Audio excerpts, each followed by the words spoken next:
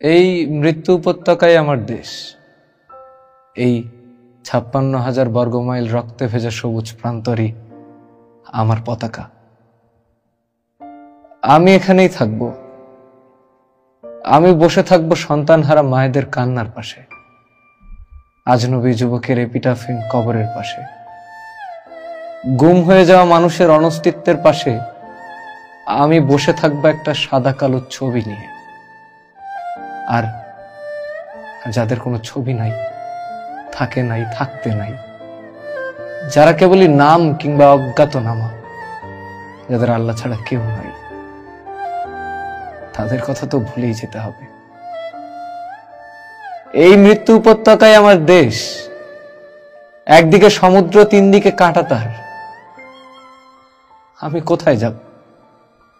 আমি মুর্দা হয়ে ভেসে থাকবো বঙ্গোপসাগরের লবণ জলে। আমি লাশ হয়ে ঝুলে থাকবো রক্তাক্ত কাঁটাতারে।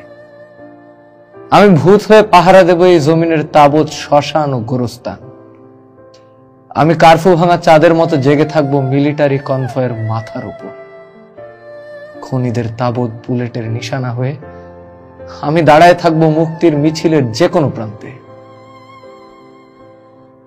তবু এই মৃত্যু উপত্যকায় আমার দেশ, যার যা কিছু হারাইছে, খোয়া গেছে চিরতরে।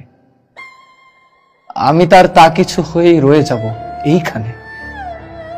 ভাইয়ের লাশ কাঁধে নিয়েও জালেমের বিরুদ্ধে শটান থাকে যে মুষ্টিবদ্ধ হাত, সেই হাতই কাটতেছে ভূমির সোনালী ফসল। সেই হাতই ঘোরাচ্ছে কলকারখানার তাবৎ মেশিন। এই হাতেই লেখা হোক অনাগত আগামীর ইতিহাস। আমি সেই ইতিহাসের সকল দায় হাসি মুখে কাঁধে তুলে নেব। তাও এই মৃত্যু উপত্যকায় আমার দেশ।